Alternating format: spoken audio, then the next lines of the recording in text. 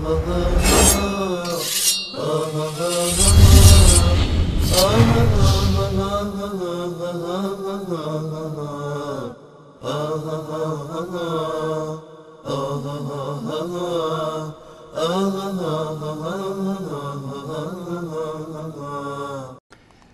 سلام علیکم، بفرمایید.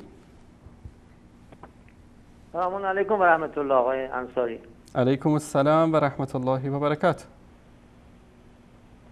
آقای انصاری، محمد بودم از یزد زنگ می‌زدم، ببخشید. آقا محمد از یزد، برادر بزرگوار، بفرمایید.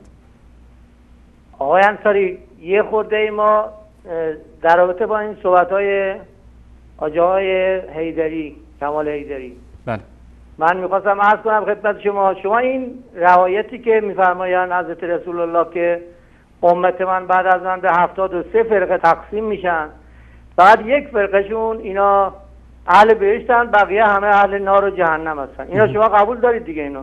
بله، روایت کامل بخونید برادر عزیز و بزرگوار.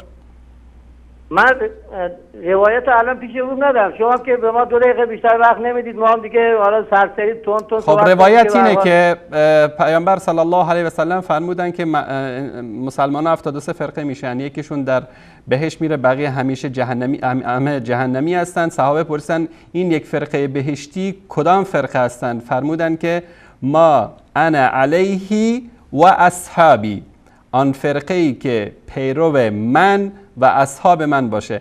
من به خاطر همین میگم روایت ها رو بخونید، چون مادامی که از کتب اهل سنت روایت میکنید خواهشاً روایت رو کامل بخونید. بفرمایید آقا محمد. حالا شما خوندید، من چیزی که میخواستم عرض کنم اینه که خود حضرت رسول الله ببینید به یک نحوی تکفیر کردن، یک فرقه درست، بقیه همه جهنمی. شما اگر که اعتقادتون این است که شما بهشتی هستید، طبق همین روایت حضرت رسول الله تمام بقیه فرقه ها را کافر میدونید، ولی جهنمی نبودن. بس بقیه دیگه هم نباید ناراحت بشن که شما میگید اونا کافر هستن. منم اگر که اینا قبول داشته باشم که من شیعه بهشتی هستم، در ذهن من طبق همین حدیث تمام فرقه های دیگه کافر هستن، جهنمی هستن. اینا رسول الله مجوز داده. من هم نباید ناراحت بشم که شما به من بگید رافضی، یا من به شما. منتها آداب معاشرت اینه که وقتی که ما با هم صحبت میکنیم احترام هم نگه داریم. قرآن کریم میفرماید چی که خلاصه صبر نکنید، حتی من دون الله را صبر نکنید. بله. این چیزایی که ما باید رعایت بکنیم اینه. آقا محمد 5 دقیقه از شما رو خط هستید. من فقط یک سوال خیلی مختصر جواب بدید در 1 دقیقه. به نظر شما کسانی که مخالف امامت باشن، امامت را قبول نداشته باشن، یا یکی از امامان را قبول نداشته باشن، این انسان مسلمان هست یا نیست؟ و در مورد آیت الله کمال حیدری، آنچه که شما فرمودید برز معذرت اشتباه هست، چون که ما بارها نشون دادیم که از کافی، از بهار الانوار، از کتاب‌های مختلف شما، از کتاب الغیبه، که امام زمان که میاد همه رو میکشه، نه تنها زنده ها رو میکشه، بلکه ابوبکر و عمر و عثمان و عایشه هم از قبر بیرون میکنه و اونا رو به صلیب میکشه و آتیششون میزنه و نمیدونم خاکستر میکنه و از این حرفا که من نمیخوام زیاد وارد این مسائل بشم. خب این که به هر حال ما هر که مسلمان بشه اشهد ان لا اله الا الله بگه، محمد رسول الله بگه، این دلیل آقا محمد از کجا؟ دلیل از کجا؟ در کجا گفته اینو؟ دلیل اینه که خود حضرت رسول الله میگفتن هر که گفت اشهد ان لا اله الا الله محمد در کجا رسول گفته؟ الله در جنگ‌ها، در تو کتاب بخاری بارها اعلام شده. این کتاب ماست، از کتابای خودتون بگید. از کتابای خودتون بگید. ما همینه، ما هر که یک روایت بیارید آقا محمد یک روایت بیارید که اجازه بدید آقای انصاری، اجازه بدید من عرض کنم خدمت شما. من نگفتم که، من گفتم استدلال آقای حیدری این که فرمودن اگر شیعیان به قدرت برسن دنیا رو میکشن اشتباه است. من تشکر میکنم، در این مورد هم صحبت میکنیم. تشکر میکنم از شما. الله متعال حفظتون کنه. تشکر از شما. 7 دقیقه شما صحبت کردید. دیگه داد و بیداد کارگردان برنامه هم در اومده که 2 دقیقه قرار نبود بیشتر شما صحبت بکنید، اما به احترام شما 7 دقیقه ما بهتون وقت دادیم. اولا حکومت ایران نمیتونه، اگر بتونه این کارو میکنه. با مجاهدین خلق چی کار کرد؟ با مخالفینشون، با زندانیای سیاسی که در دهه 60 در سال 66 فکر کنم اعدام کردن، چی کار کردن با اونا؟ اگر ایران بتونه یک بلوچ و یک کرد و یک ترکمن و یک جنوبی رو در ایران، یک عرب رو زنده نمیذاره. نمیتونه. اینو شما میدونید آقای محمد از یزد که نمیتونه. اگر بخواد نمیتونه، و چون نمیتونه نمیکنه این کارو. نه اینکه دلش میسوزه. و اینکه 10 نفر از علمای اهل سنت را اعدام کردند، مساجد را بستند، اینا گوشه ای از یعنی جنایات این هاست. و زمان صفوی‌ها وقتی که قدرت به دستشون کامل رسید، اون موقع دیدید که با اهل سنت در ایران چیکار کردن. شهرهایی مثل تبریز و اردبیل و اصفهان و همین یزدی که شما در اون هستید، 99% اصفهان و یزد و قزوین و اردبیل و تبریز و اینا 99% اهل سنت بودن. امروز که میگن پدر سوخته ها سوزاندن، زنده سوزاندن. باورتون نمیشه، برید تاریخ صفویت رو بخونید. چرا این نظام میترسه از تاریخ صفویت که در بین مردم رایج بشه؟ تا جناب سجودی چند قسمت برای ما برنامه در مورد صفویت اجرا کردن. علمای اهل سنت را از داخل ایران، این اسراری است که انشالله ما خواهیم گفت اینا رو در برنامه. من این رو برای اولین بار در این شبکه میگم که بعد از 2 یا 3 قسمت در برنامه تاریخ صفویت که شروع شد، علمای اهل سنت رو مجبور کردن یا از اونایی که زرخرید خودشون بودن فرستادن و تهدید به قتل کردن ایشون رو که دیگه این برنامه رو تعطیل بکن. و ایشون مجبور شد از اون جایی که بود هجرت بکنه، چون نمیخوان اون حقایقی که در زمان صفویت در ایران رخ داده بازگو بشه. در اینکه آقای کمال حیدری گفته که اگه قدرت برسه، بعد قدرت برسه این کارو میکنن، امام زمان این کارو میکنه و هر موقعی که قدرت در عراق، بهترین شاهد در عراق هست.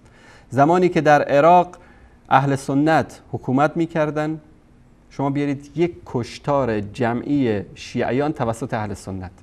اگر حکومت عراق کرده 140 نفر رو در 2 جیل کشته، بیشتر از اون اهل سنت رو کشته. صدام، یکی از خوبیای صدام این بود که عادل بود. عادل در چی بود؟ در ظلم. مساویانه ظلمش رو تقسیم میکرد، بر علیه اهل سنت، بر علیه شیعه، بر هر دو ظلم میکرد. هیچ کس نمیتونه ادعا بکنه که صدام به شیعه ظلم کرده، به اهل سنت ظلم نکرده. ظلمی که به اهل سنت کرده شاید هم بیشتر باشه. اما شما چی کردید؟ پاسداران شما در عراق بر اساس شناسنامه مردم رو کشتن، علمای اهل سنت رو کشتن، هزاران مسجد رو خراب کردن. الان در سوریه دارن چیکار میکنن؟ من فقط آمار مساجدی رو که اینا خراب کردن در سوریه من خدمتتون بیان بکنم. همین سپاه پاسداران شما تیپ فاطمیون وقتی که به سوریه رفتن، مساجدی رو که در اونجا خراب کردن و در دمشق و اطرافش 487 مسجد رو خراب کردن. در ادلب 308 مسجد رو خراب کردن. در درعا 237 مسجد رو خراب کردن. در حمص 217 مسجد رو خراب کردن. در حلب 158 مسجد رو خراب کردن. در حماد 135 مسجد رو خراب کردن. در دیر الزور 67 مسجد رو خراب کردن. در لاذقیه 37 مسجد رو خراب کردن. در رقه 25 مسجد رو خراب کردن.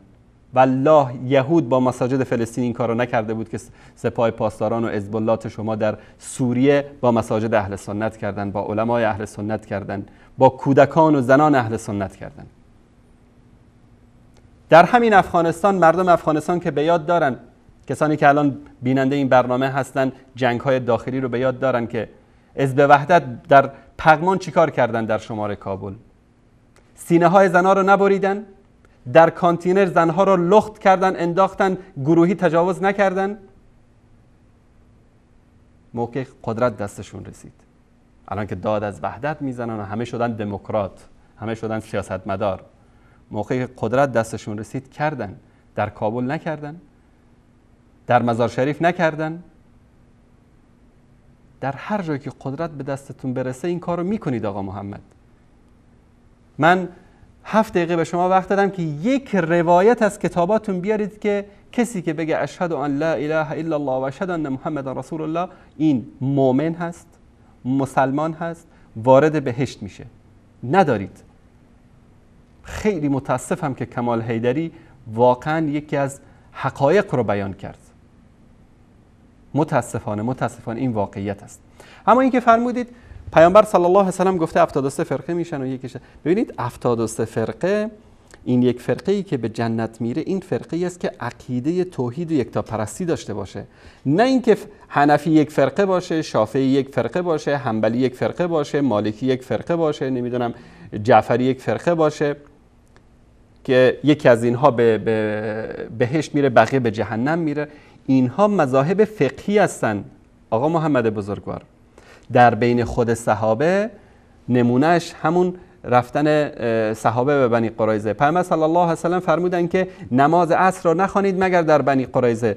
تعدادی از صحابه وسط راه موقع اذان عصر شد، اذان دادن، نماز را خوندن. تعدادی گفتن ما چون پیامبر فرمودن که در بنی قریظه بخونید، ما اونجا میریم میخونیم. رفتن در بنی قریظه خوندن. رسول الله صلی الله علیه و سلم که آمدن، این دو گروه جمع شدن، گفتن کار کدوم یکی از ما درسته؟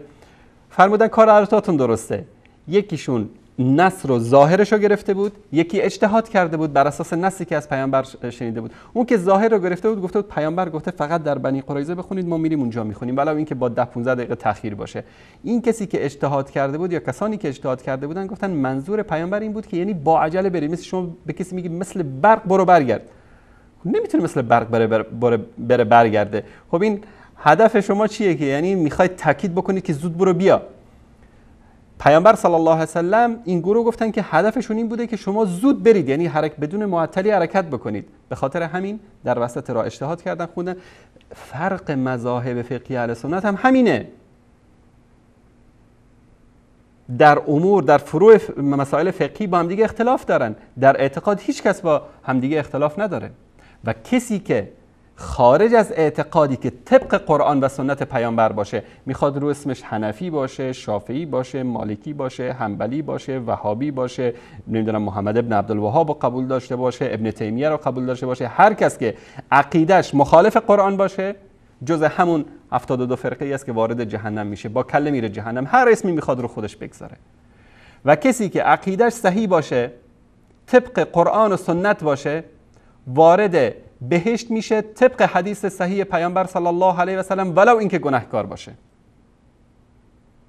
ما اعتقاد داریم که رسول محبوب اسلام صلی الله علیه و سلم شفاعت میکنه از مؤمنین موحدی که به خاطر گناهانشون وارد جهنم شده باشن. این اشتباهاتون رو تصحیح بکنید برادر عزیز و بزرگوارمان.